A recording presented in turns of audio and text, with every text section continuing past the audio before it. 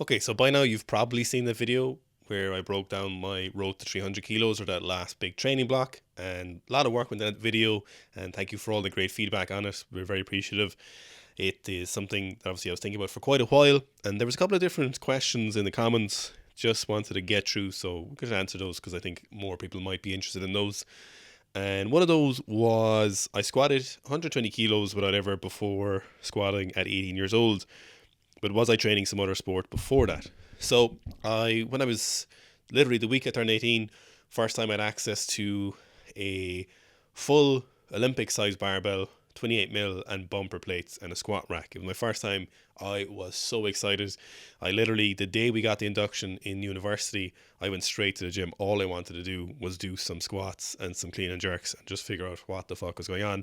I already knew I wanted to start weightlifting, but there was literally zero opportunity for me to do that. I think at that time, in all of the surrounding 4 or 5 counties, so within 150-mile radius, there was probably 2 gyms with bumper plates, maybe 3 gyms. 2 of those were universities, and one of those was one of the ones that I was going to. So I had no opportunity to do any kind of barbell squatting, even though I knew I wanted to do that, and some snatches, clean and jerks. So up until that point, all throughout my life, for those 18 years, I'd done a variety of different sports. I taekwondo, Gaelic football, Gaelic handball, racquetball, swimming, kickboxing. So then around 16, I started doing some kind of extraneous outside gym work. So a very basic form of strength and conditioning. I started doing things like running 5Ks. I started doing some cross country with the school I was in at the time. So all very basic stuff, but that was a very new experience for me, and it wasn't a very common experience in the sporting culture that I was involved at the time. So I started doing things like running. I started doing stuff like some bodyweight circuits, like bodyweight squats, push-ups, started doing some pull-ups. I had some dumbbells with some very old cast iron plates that I used to do some like clean and press from, so like power clean and press. And essentially, if I could have started squatting at 16, I would have, and I'd been very interested to see what I would have squatted by the time I was 18. But I had essentially no opportunity to do that, and probably was probably for the best. But at the very least, I got a pair of hand-me-down weightlifting shoes from my brother, and I went into the university gym, University of Limerick, literally that first day, and I remember just squatting 120 kilos for a set of 5. I might have done some more reps at 130, but I remember very clearly doing 120 kilos for a set of 5, full depth, ass to grass. That's just the only way I knew how to squat, because I was hyper mobile. So getting all the way down was the only thing that made sense to me. And yeah, it was just high bar. I was about 72 kilos at the time. So my first experience with barbell squatting was that. Probably puts me at about 140 odd kilo 1RM, the first time I ever squatted. And I think it's fair to say that obviously I have some pretty good predisposition towards squatting. It's always bothered me when people are like, I was never talented, I just worked really hard. Yeah, I worked really hard. You've all saw that from the 300 kilo block. You saw how tough it was, how tough I said it was. But that makes no bones about it that clearly I have a predisposition towards squatting. So some people have squatted more than me the first time. Some people have squatted more younger. But that's not to say that compared to the average person who ever squats, I have a predisposition. It's not an arrogant thing to say. It's not a silly thing to say. I think it's just really insulting to people when you just don't admit that you have some predisposition. It really bothers me. We're like, I was never the talented, I worked the hardest. And like, that's just not true. That's not how genetic expression works. We had a video recently about Matt Irwin jumping, and someone was wondering how could we possibly know his genetic predisposition. But by the evidence of him having a high jump, we know that this predisposes him genetically based on those genetics he has. If you can jump high, your genetics therefore give it to you. You cannot get around genetics. It's just a weird little rant. I've been thinking about that one for a while. But that was my max, 120 kilos for 5, probably 140 or so. Not long after, there's a video of me hitting like 150 or something and doing some reps. So with my strength shop hand-me-down shoes. So how was the progression into Shiki squat program 5x5? Was it linear or by feel whenever possible? So as you know, we don't really like going by feel in sessions. We do obviously incorporate auto-regulation, but in a different format than you might normally be used to. Our principle, and you'll see this if you've run the Sika Strength app, is that we aim for sessions that we know we need to do. We know we need to progress those sessions, but only when that session is done and we have hard evidence of our current work, do we make a change on the preceding sessions? You don't come into a session where you're like, okay, I don't feel that great today, and then I'm going to auto-regulate. So for a lot of these sessions, they were very well planned out. There was some auto-regulation, but way less than you would think. So one of the examples I give is on the day, for example, where I did 240 5x5, a lot of times when I was doing those 240 near the end, or for a lot of it, the first set of 200 kilos was brutal. Like if you were to go by pure auto-regulation, you were to go purely by RPE, you would say, right, I just need to stop there. That's what my program says. I need to cut it short.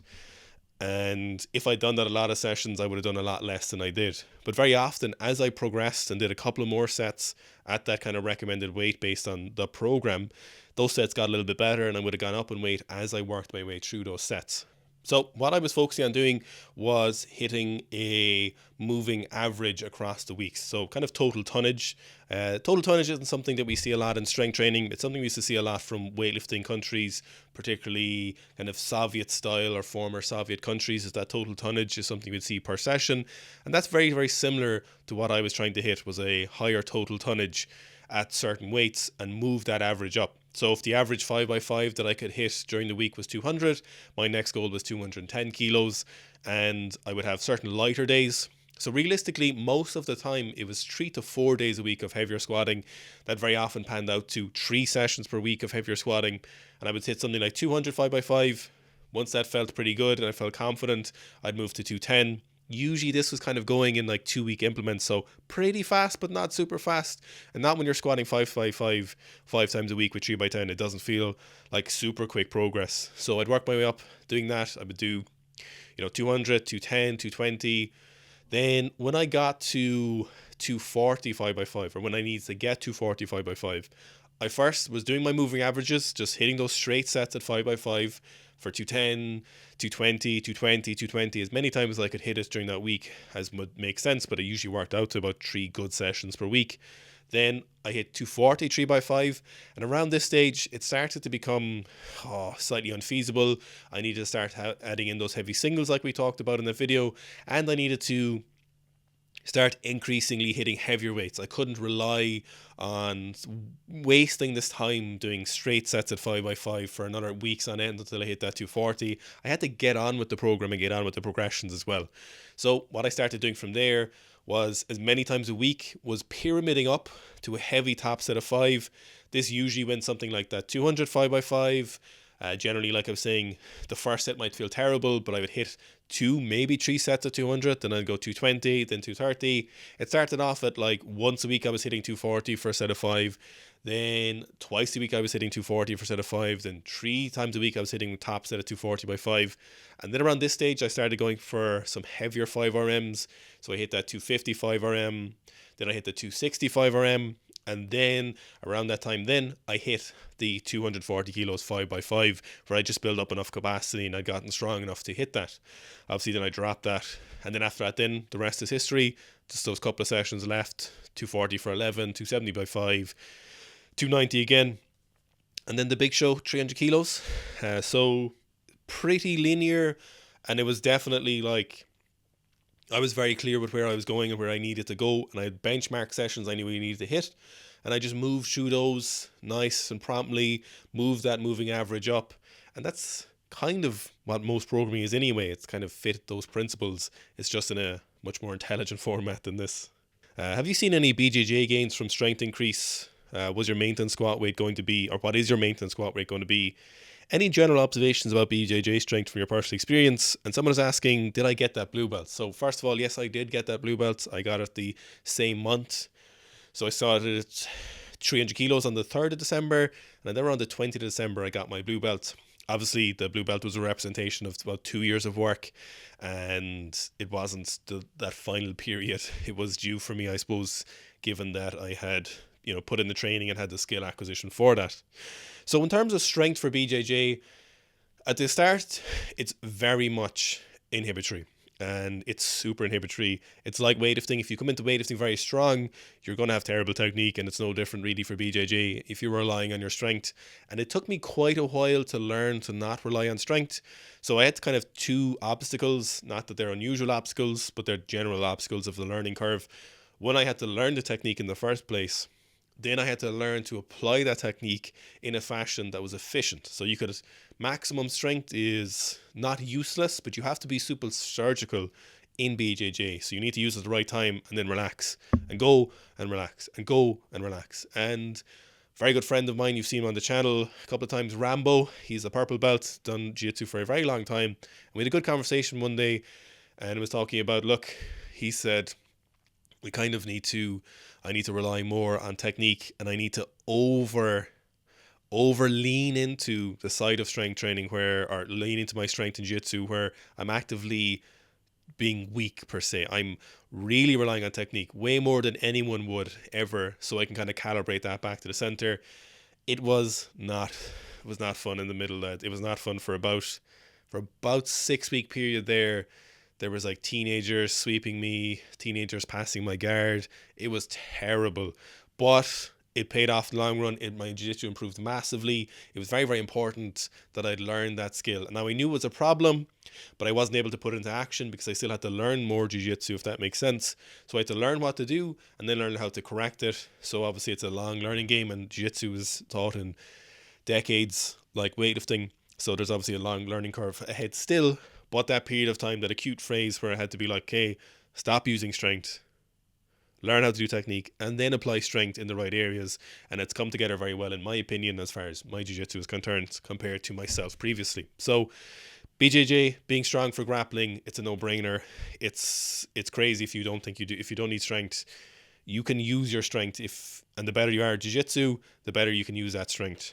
My maintenance squat weight, I think I can maintain 270, or maintain within a kind of a goat swing of 270, maybe 2 weeks, 3 weeks if I really need to hit a 270, kind of whatever body weight I end up at. But at the moment, I'm just doing squatting twice a week, and I'm hitting 220 for triples. Sometimes they're really easy triples, and they're like boom, boom, boom. Other times they're labored.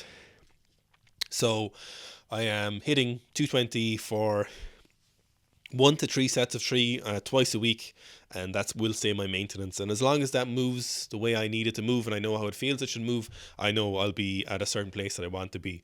It's ludicrous to try and maintain that 300 kilo strength, plus given how I had to get there from programming side of things, it just wouldn't be feasible.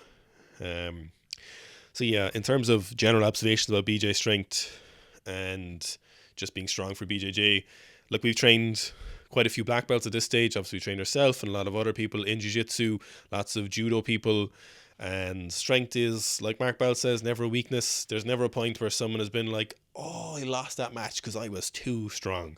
There's just no point where you're too strong for any sport. The problem comes in is when you are too much strength training and it's affecting your sport specific strength training. So that's one of the main things. But you can get very strong for jiu-jitsu if you're just training twice a week nice and consistently. The biggest problem for most people in jiu-jitsu, I think, is that they just don't train strength training consistently enough in a precise enough manner. They're a little bit too much into circuit training, or combining, power training, plyometric training, strength training all into one circuit, rather than kind of doing similar to what you might see, maybe even similar to a CrossFit class, where you're just doing some strength training, then do some of your conditioning or some of your assistance work. So break it down, follow that traditional path. If you stay consistent with it, you will do so well, and it'll make such a difference to your game. And a lot of the time, people don't appreciate, especially if you're not taking some Bamba, your body is going to break down if you're not strength training in jiu-jitsu. You are going to get hurt. And you see a lot of older jiu-jitsu athletes saying this, where they started the strength training or they didn't have it, and it's one of the reasons they end up destroying their knees or their backs or their neck, where a bit of smart strength training all the way along could have really helped avoid some of those issues. What was my warm-up before the squat? Was it just work up, or did you do any pre-squat movements like stretching and related stuff? So this is something, if I'd been on top of this, then I would have avoided that hip injury and possibly the elbow. Maybe not the wrist. The wrist might have been avoidable, but I don't think it was. Look, I could have avoided, but what I'm trying to say is basically that I probably should have done a bit more specific warm-ups. But when you're squatting every day, You just want to get in, get the sessions done, or squatting 5 times a week, or whatever. You just want to get those sessions done.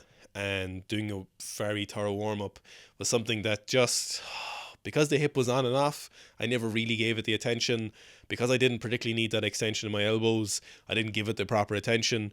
So it was definitely a failing of mine, and I should have paid more attention to them at the time. But in general, my warm-up was warm-up barefoot, no sleeves or belt, and then just warm up to maybe 120, maybe 170 without belt or sleeves or shoes or whatever I was feeling like that day. Sometimes I might do my working sets without a belt or shoes on.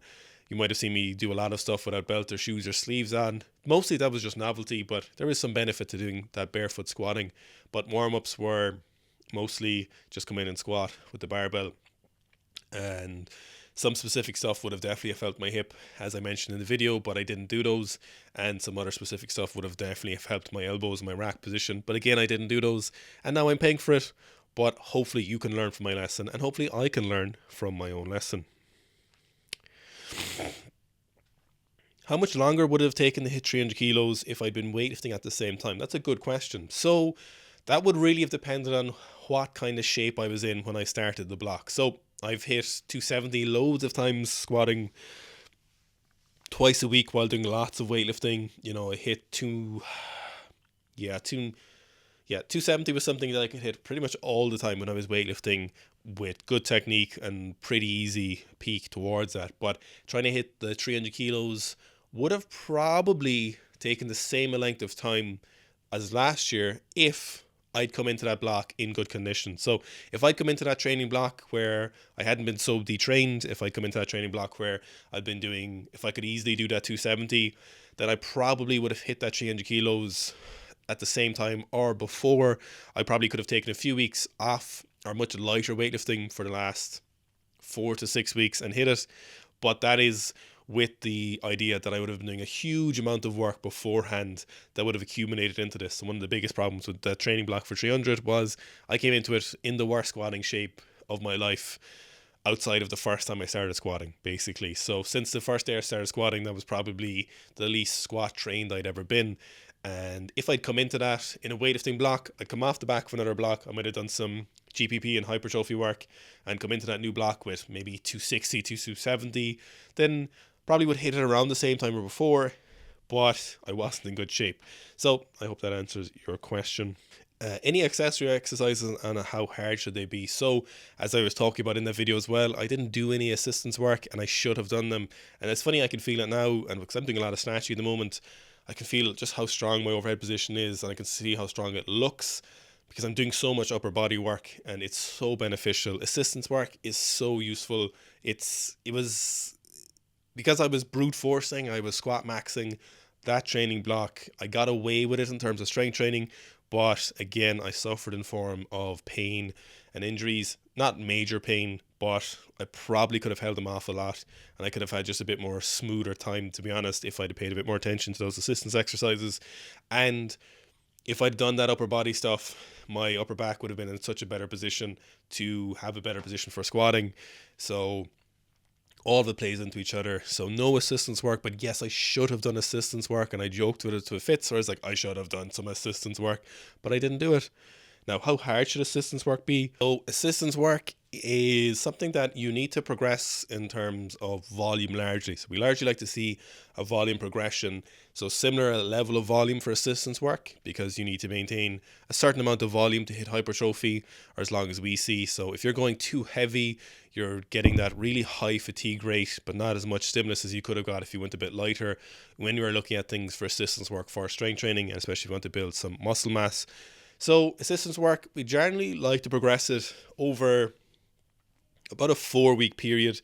So you start off very easy weights, pretty similar volume throughout that period. You drop those sets and reps like you would strength training, and then you're hitting kind of a very hard set of 8, and you might be near failure for the last rep after that kind of 4-week implement. So we like to push them closer to failure, but not tough failure.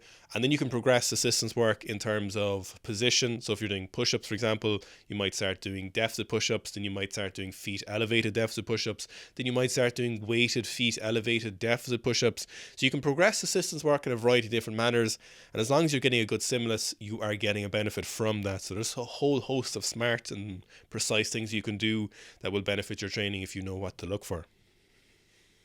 Okay, last one. So, how to find motivation for a PB after hitting a goal milestone. So, this is a very interesting question, and it's very important to understand the context of where you are when it comes to motivation. So, for example, I know you specify here after hitting a large milestone, and if we put in the context of I am 6 weeks out from that 300 kilos, if we take that context on the video, and it's going to be harder in some ways to find motivation because it's getting tough, but in other ways you're super motivated because you know it's really close. So after hitting a huge milestone, you can't really force it. So it depends on how big that milestone was. Sometimes you might hit a milestone and you're ready to go again, and sometimes then you might just be done with it. So it's very important to be very introspective, look objectively at what you want and what you feel like you want to do, and decide, do you really want to keep going? I think the question is, if you have to ask, do you want to keep going? Like, if you really don't have the innate answer, if the answer doesn't present itself immediately, then do you really want to keep going? And it's a problem sometimes people have, and I see it a lot with weightlifting, is that we see people who make the right decision for themselves where they're like, look, I just don't think I want to do weightlifting anymore. Weightlifting is really hard. I'm not making a lot of progress. I don't have the body shape I want. I'm sore all the time. It's taking a lot of mental capacity. I'm getting kind of down with it. And it's not that you should give up weightlifting, but some people make a good decision where they're like, I think I'm just going to do strength training. And then they're much happier, So it's kind of in that context. Or you get people who get the purple belt in jiu-jitsu and they're like they talk about blue belt blues a lot, but I think the purple belt downers are probably even a bigger problem, where you're very far from the start, but you're very far from the black belt as well. And they're in a position where kind of wondering, why should you train? What does it matter? You can beat the white and blue belts probably, and you're getting smashed by the brown and black belts. So you're getting in this position where, unless you're hyper competitive, you're like, why would I keep training super hard for that black belt? I think. And so it's kind of the same with any sport. You have to want it and have to present it to you. Motivation is something that's very, very interesting, and why you want to be motivated for anything really depends on what that is, who you are, what you get out of it. So if you can't find the motivation, I think that's probably a good sign. Now, there's a difference between needing a break and then being ready to go again, which is something you should probably consider. So after you hit that massive milestone, do consider that you might just be very tired and you need an opportunity to take a break. And once those energy levels come back, you might be motivated. So some people are like, oh, you're going for 320 or 310 or whatever. And as of right now, I don't know. And I actually don't care if I don't know right now. It doesn't matter to me right now. What matters to me right now is that I am doing the things I want to do, and I'm doing the style of training I want to do, and I'm enjoying it. And if that motivation to do 320 comes up, then I will take it, and it might never come up, and it doesn't bother me. I don't need to want to have a particular goal. I just need to have the goals that I want and then chase them and do my best to hit those goals. And so I knew that would happen with 300. It was 6 years, and I knew it would come back at some stage. I always said it. Obviously, it's a question that arose a lot, where people are like, when are you going for 300? And I was like, whenever I want to. I knew someday an opportunity in my life and my mind would be like, let's hit that road. And that was kind of what happened. So give yourself the opportunity to have the motivation, do the things you want to do, and see what presents itself. And really don't feel bad if you just don't want to do it anymore. If you've hit that large milestone, that might be enough. There's nothing in our endeavors which say that enough is enough, that where it can't be enough. There's nothing that says that there's something wrong with hitting your last PB. And it seems kind of sad to some people, but I think it's much sadder still to keep chasing things that are never going to happen and not enjoy that process. So let's say you hit, let's say you snatch 120, and you're never going to snatch more than 120 ever, and you kind of know it, but you still love training and you don't give a shit and you just keep training. I think that's amazing. I think that is absolutely beautiful. As long as you're happy, that's fantastic. But if you hit that 120 and you know it's never happening, and it's been 8 years since you hit that 120, and you're just still giving it everything, and you're not ruining your life, but you're really negatively impacting your life. Is it right? Is that a good idea to keep trying? Because you're not happy with your training. You're probably never going to hit it again, or for whatever reason. Who knows what that reason is? Maybe you're just not able to. And you're having a bad time of it. Far better. Instead of wasting those 8 years or however long it takes to come to realization, you go, you know what, I'm probably not going to hit it. But one, I can go, I just still love training. Or you can go, look, it's time to do something else. So it is important just to go, that was perfect, let's move on. There's nothing, that's an amazing quality to have, to be like, right, that was perfect, I hit my goal, let's just move on, see what's next. It might be another bigger lift, it might be a faster run time, it might be whatever, but just knowing what it is you want and really acknowledging what you actually want. So don't force yourself into wanting something that you don't want to do. So thanks for watching this video. Check out the Sika Strength app on iOS and Android. If you want to progress your squat in a sensible manner, the app will adjust the weights for you. If you have issues, there's the AI coaching bot. It will adjust the load and the volume in the app. You put your inputs in after those sessions. Video exercise library, new programs all the time. Check it out, Sika Strength on iOS and Android.